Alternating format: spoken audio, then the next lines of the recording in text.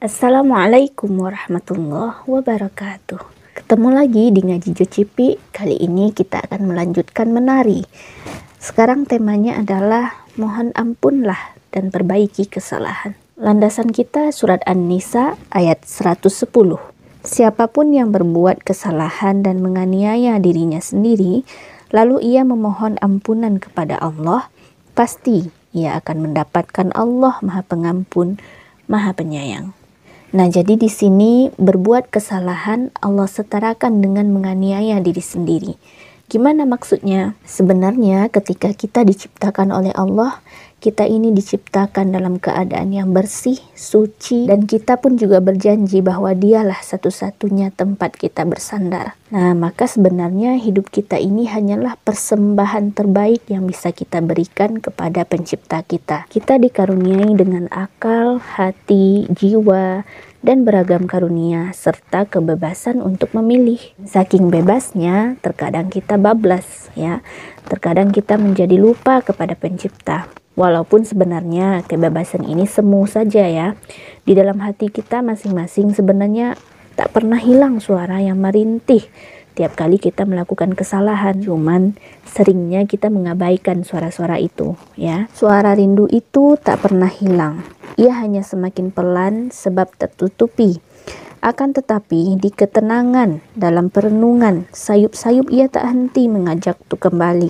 Karena itulah sejatinya insan yang berbuat dosa disebut sebagai menganiaya dirinya sendiri. Ia selalu memiliki kompas untuk kembali, namun ia memilih pergi menjauhi. Ya emang benar. Tiap kali kita melakukan dosa, tiap kali kita berbuat kesalahan, kita sebenarnya tahu itu salah. Hati kita berkata bahwa itu sebenarnya tidak benar, tidak pantas dilakukan. Tapi nafsu yang besar dan godaan yang besar membuat kita mengabaikan rintihan dari hati kecil kita itu. Nah, terus penulis mengibaratkannya dengan kendaraan. Kendaraan yang semakin jauh dari sumber energinya, dia bisa tetap berjalan, cuman pelan-pelan akan semakin lambat, akan semakin habis energinya dan kemudian berhenti. Nah, seperti itu juga dengan kita. Ketika kita terus-terusan berbuat salah, berbuat dosa, maka kita sebenarnya sedang menjauhi sumber energi kita, yaitu Allah Sang Pencipta. Nah, pelan-pelan kita akan mati. Hati kita akan tertutup, gelisah, cemas, takut, hampa. Dan inilah pertanda bahwa sebenarnya kita perlu untuk kembali merecharge energi kita. Karena sejauh apapun kita berusaha menghindar, muaranya akan tetap ke Allah juga. Apakah kemurkaannya yang akan kita peroleh atau keridaannya? Nah, tinggal kita memilih rumah mana yang ingin kita tempati. Kalau kita ingin memperoleh keridoannya, sebenarnya jalannya sudah sangat diluaskan, sudah sangat dilapangkan. Tak ada satupun umat yang tak diturunkan petunjuk oleh Allah, berserta contoh teladannya masing-masing. Nah, kalau di kita umat Islam, teladan kita adalah Nabi Muhammad SAW, dan petunjuk kita adalah Al-Quran. Sudah jelas di sana tuntunan hidup. Dan ingat, jalan keridoan itu jernih, ia menenteramkan hati. Coba kamu perbaiki selama 1 minggu aja amalan yauminya. Sholatnya nggak telat-telat, diiringi dengan sholat sunnah rawatibnya, tahajud dan duha, tilawahnya, almat surat, zikirnya. Itu akan tentram hati, akan damai jiwa. Dan mudah kita untuk menangis, dan mudah untuk tersentuh saat melihat keajaiban-keajaiban Allah.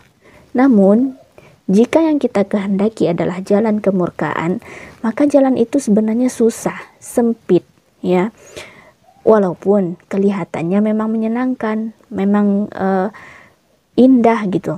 Padahal itu di awal-awal aja, nanti di akhir akan banyak rintangannya, akan sangat susah untuk kita lalui. Nah, Buya Hamka pernah menasihatkan kepada anaknya, seorang pembohong itu tidak boleh pelupa. Nah, kenapa? Karena setiap kita berbohong, maka kita harus menutupnya dengan kebohongan yang lain.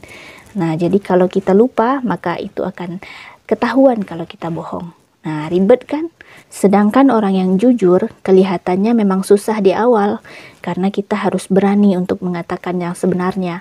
Cuman, jalan kita setelah itu akan lapang, karena kalaupun kita lupa, kita nggak nggak perlu takut karena kita mengatakan yang sebenarnya. Nah, jadi tinggal kembali ke kitanya. Kita memilih pulangnya ke rumah Allah yang mana, keridhoannya atau ke kemurkaannya.